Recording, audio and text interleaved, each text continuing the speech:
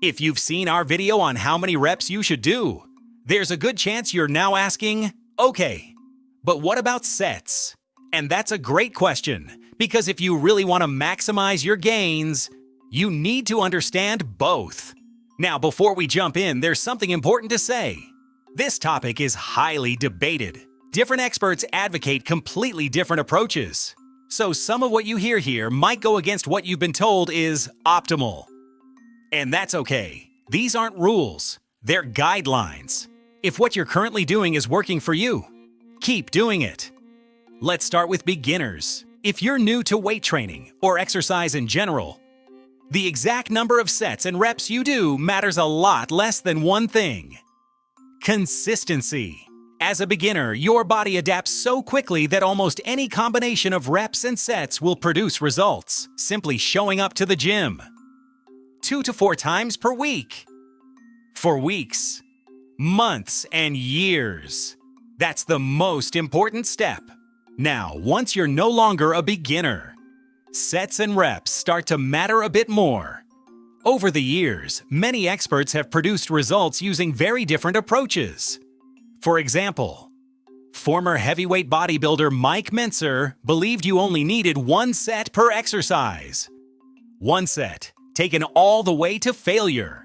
So fatigued that you physically cannot move the weight again. Anything more? Unnecessary.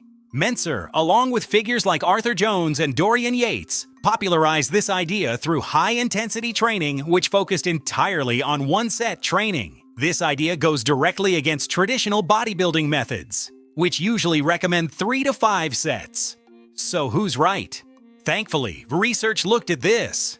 2 large meta-analyses compared single-set training to multiple-set training. One looked at strength, the other looked at muscle growth, hypertrophy, and the results were clear. Multiple-set training produced 40% greater muscle growth and 46% greater strength gains. So yes, multiple sets win. But now the real question is, how many sets should you actually do? To answer that, we need to zoom out. Instead of obsessing over reps and sets, we need to talk about total volume. Total volume is calculated by multiplying sets times reps times weight. For example, 3 sets of 10 reps with 100 pounds equals 3,000 total volume. 10 sets of 3 reps with 100 pounds equals also 3,000. Different structure, same volume. And research shows that when total volume is equal, muscle growth is almost identical. Which means the classic 8 to 12 reps builds muscle rule. Not entirely true. For hypertrophy, volume matters more than rep range.